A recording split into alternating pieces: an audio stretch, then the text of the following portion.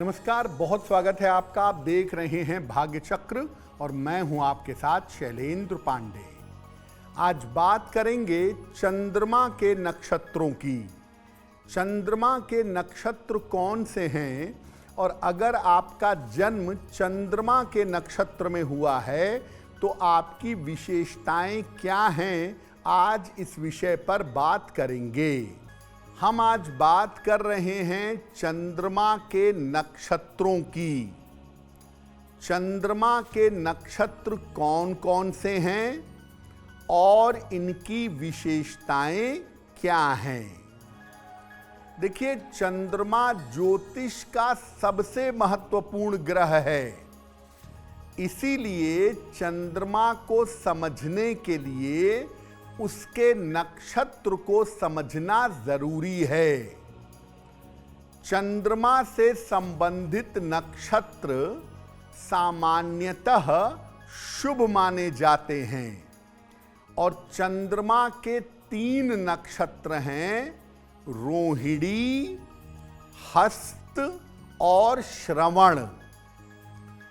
तीनों नक्षत्रों में चंद्रमा के अलग अलग तरह के गुण पाए जाते हैं। रोहिणी नक्षत्र का व्यक्ति, हस्त नक्षत्र का व्यक्ति और श्रवण नक्षत्र का व्यक्ति वैसे तो चंद्रमा से संबंध रखेगा, लेकिन चंद्रमा के अलग अलग गुण अलग अलग नक्षत्रों में पाए जाएंगे। तो चंद्रमा के कुल मिलाकर 3 नक्षत्र हैं और अब हम चंद्रमा के पहले नक्षत्र की बात करते हैं, जिसका नाम है रोहिणी। चंद्रमा का ये नक्षत्र रोहिणी पूरी तरह से वृषभ राशि के अंदर आता है। यानी अगर आपका जन्म रोहिणी नक्षत्र का है तो आपकी राशि वृषभ होगी। रोहिणी नक्षत्र चंद्रमा का सबसे शक्तिशाली नक्षत्र है। रोहिणी नक्षत्र जो है ये सौंदर्य देता है, कला देता है और आध्यात्म के गुण देता है। रोहिणी नक्षत्र के लोग भौतिक जीवन में और आध्यात्मिक जीवन में दोनों क्षेत्रों में सफल होते हैं और रोहिणी नक्षत्र वाले लोग बड़े केयरिंग होते हैं, लोगों की सुरक्षा और सहायता दोनों करते हैं। ऐसे लोगों की इच्छा शक्ति बहुत प्रबल होती है, इच्छा शक्ति बहुत दृढ़ होती है और ये जीवन में सफलता पा जाते हैं।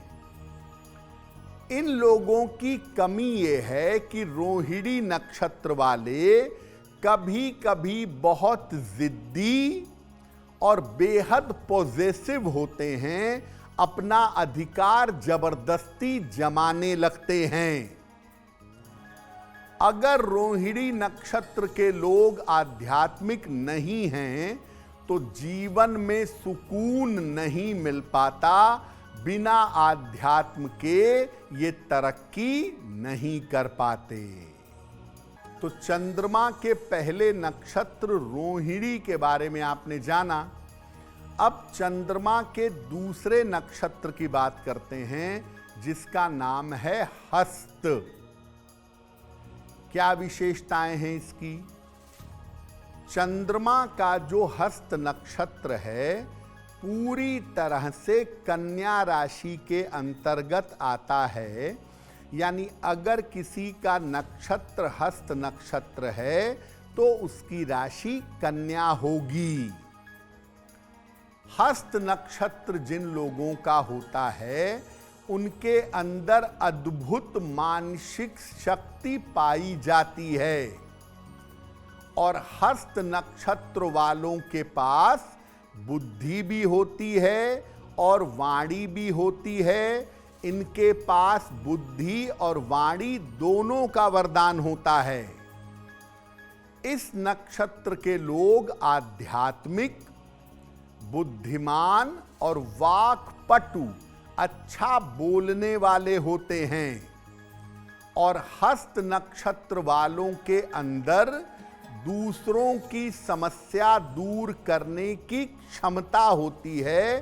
बड़े अच्छे डॉक्टर बन सकते हैं, बड़े अच्छे काउंसलर बन सकते हैं। इनकी कमी ये है कि ये लोग कभी कभी घमंडी और क्रूर हो जाते हैं। और हस्त नक्षत्र वाले कभी कभी अपनी मानसिक शक्तियों का दुरुपयोग भी करने लगते हैं। हस्त नक्षत्र वाले तब तक सफल नहीं होते जब तक जीवन में कोई आध्यात्मिक सपोर्ट ना हो, कोई आध्यात्मिक गुण ना हो।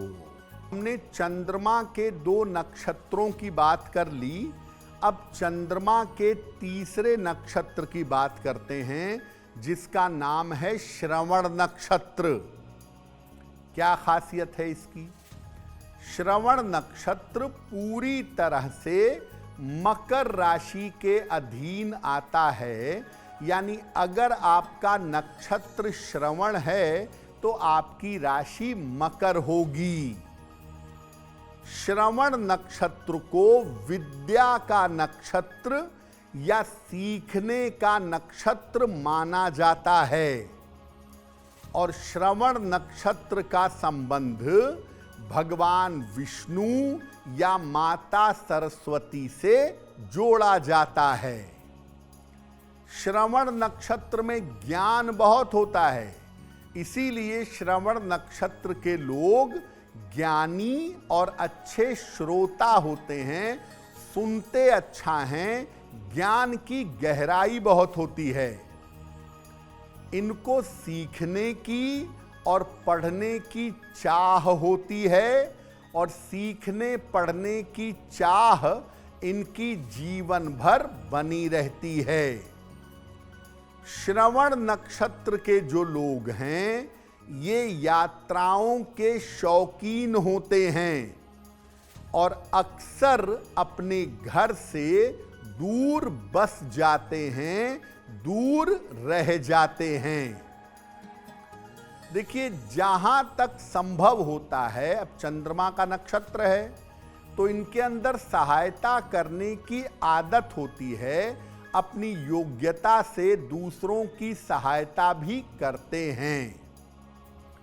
इनकी कमी ये होती है कि श्रवण नक्षत्र वाले कभी कभी बड़े जिद्दी और बड़े सनकी हो जाते हैं। लोग इनसे ईर्ष्या भी करते हैं और इनके गुप्त शत्रु भी बन जाते हैं। जीवन के पहले हिस्से में, उम्र के पहले 35 वर्ष तक ये खूब धन कमाते हैं और बाद में ये आध्यात्म की तरफ मुड़ जाते हैं या चले जाते हैं। अगर आप मुझसे जुड़ करके अपनी समस्याओं का समाधान चाहते हैं और चाहते हैं कि आपकी समस्याओं को ज्योतिष के माध्यम से सुलझाया जाए, तो आप हमसे संपर्क कर सकते हैं, जुड़ सकते हैं एस्ट्रो तक पर।